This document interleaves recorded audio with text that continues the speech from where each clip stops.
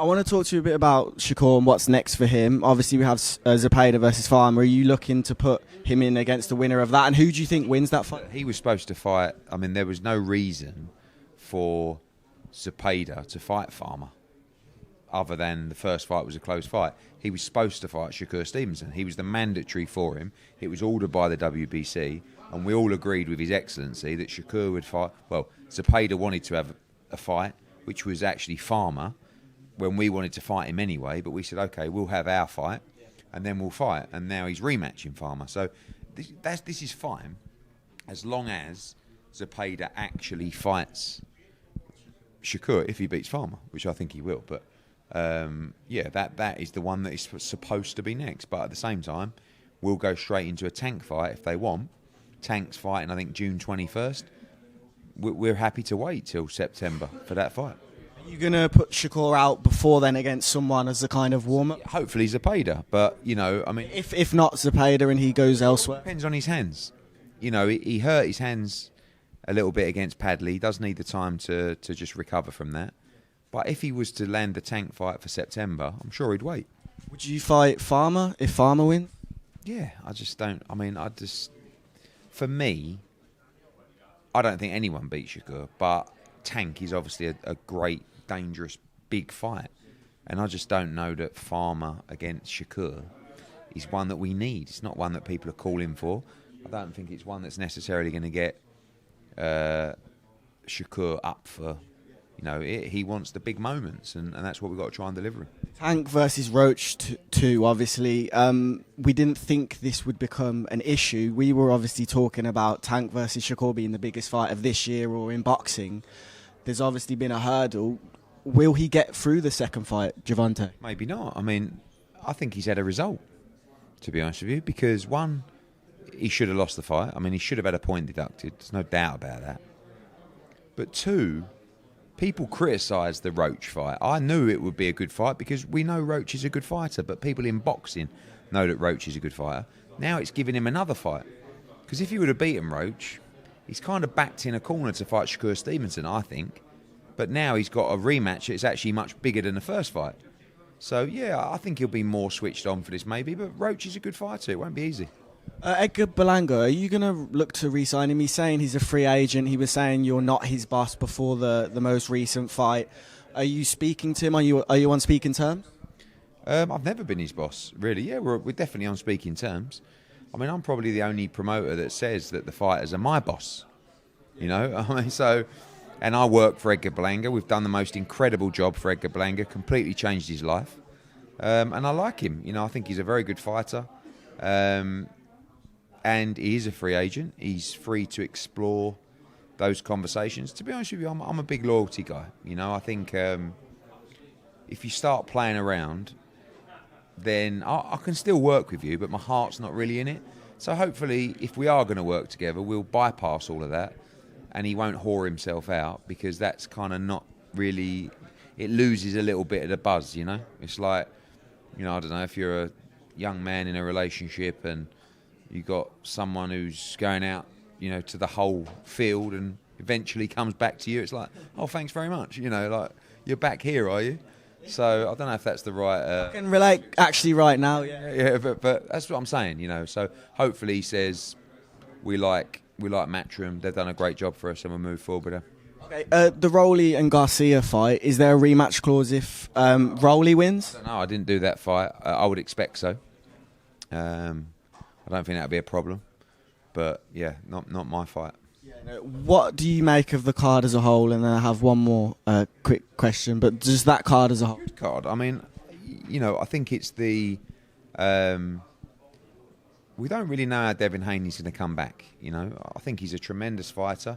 I think it's a great bit of matchmaking against Ramirez. But even then, if he's not on or his confidence isn't there or there's some physical damage from the Garcia fight, it's not a straightforward fight. I actually think the Teofimo Barboza fight is a very competitive fight. And I expect Garcia to stop Rolly Romero inside 6 rounds or 4 rounds. So. 5v5 with Oscar, is that happening? Yes, we hope there'll be a 5v5 with Oscar, and more recently, His Excellency has asked us and Queensbury to put our 5v5 together for the summer. So look, us against Oscar, us against Frank, us against PBC. You know, they're all formats that I think can really work. And finally, how was Australia? I know disappointing for Sky, but obviously George Kambosos got the job done. It was a great show. Kambosos' fight was brilliant against Wiley, as was, you know, Nicholson against Tiara Brown. The build-up was fantastic. They both played their part there. And that kind of rivalry grows into another big female fight, you know, rivalry. Because if you look at it, you know, you talk about Mayer against Sandy Ryan this weekend. Obviously, on a higher level, Taylor against Serrano. But really, you know, when you look at those divisions below, I don't really see many of those intriguing matchups or rivalry where there can be a 2 or can be a 3 fight that could have gone either way. I don't think it was Sky's best performance. The Australian judge, I actually got it wrong because I thought the Australian judge scored it 97-93, but he scored it 96-94, so I apologise for that. But his scorecard was actually bizarre. He didn't give Sky one of the last 5 rounds. And both judges gave her 8-9, which were clear rounds, especially 9. But anyway, it is what it is. Could have gone either way. And you know, she's got to come back stronger and try and win that belt back. How's the light? I'm not surprised with that light. You know what I mean? All good, mate. Good. Okay, we're here in Manchester for a huge pro debut. You've promoted this like no other. I feel like it's a huge opportunity for Pat Brown, a former Olympian. Just talk to us about how excited, first of all, you are to finally be seeing this debut of Pat Brown. Yeah, I mean, the next gen shows, which this is, give an opportunity for the young fighters to have kind of centre stage, if you like. And it's quite unusual to kind of go with the headline of the pro debut, but that's what we've got in Pat Brown. Not just a tremendous fighter, but someone that's got popularity like you don't see very often. You know, he's sold around 1,500 tickets himself for tomorrow night. It's going to be around 3,000. It was completely sold out, and yeah, it's quite unusual, really. And we're putting a lot of time and investment into him because we think he's going to be the next big star of British boxing. He's very exciting. He's very heavy-handed. He's got a good, solid test for his pro debut, but yeah, unbelievable support from this part of the world. And you'll see tomorrow night, the atmosphere will be very special. Some comparisons to Johnny Fisher in the fact that he's just such a humble, down-to-earth guy, and the British crowd can get behind that. They can. The difference is he has a fantastic amateur pedigree. Johnny turned pro just with a couple of amateur bouts and just a lot of good sound attributes that a heavyweight can have. Pat has something a bit different at this stage in his career, which is the amateur pedigree, big fights all over the world against the top amateurs, obviously the Olympics behind him as well. So, yeah, but same kind of, like you said, humble, down to earth, and massive fan base as well. With the likes of, say, Delicious Ori and other heavyweights that are in and around sort of the prospect here, they're going to be wanting to have 4, 5, 6 fights. Do you kind of look to say, I want this one instead of them 3? Because obviously you've had the situation with Tyson and AJ, and like you have to look out for one person, especially when it's in the heavyweight division, more than the other.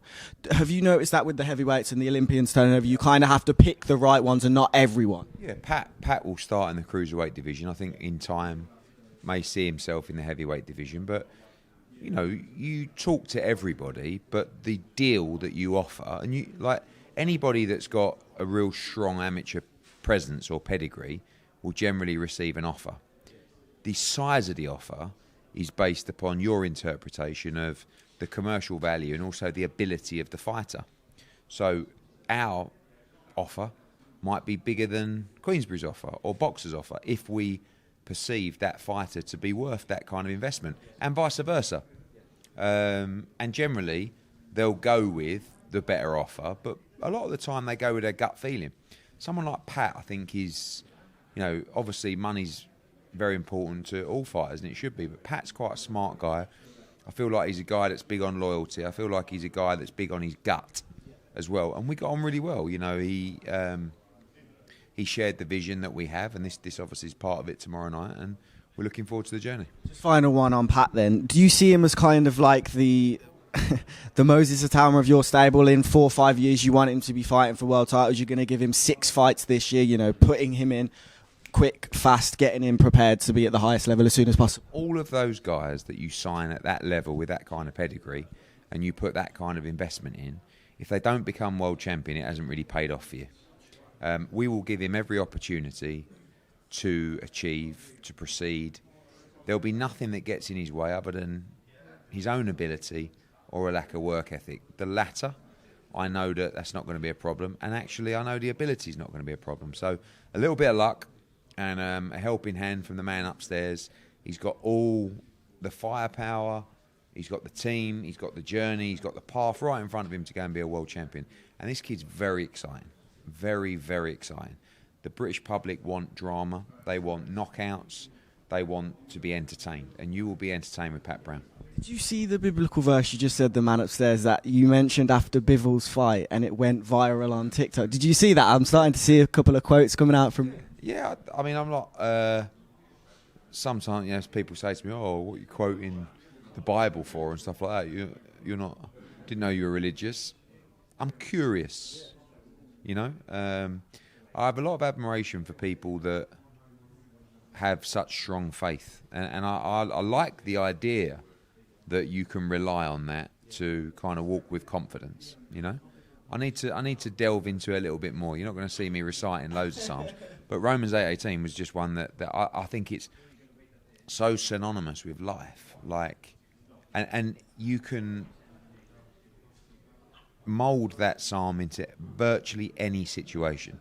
Sometimes when I'm running, and I'm a big old lump, right, and running for me is really hard, and I actually hate it, but I love the feeling afterwards, right? And sometimes when I run, I actually think about that psalm.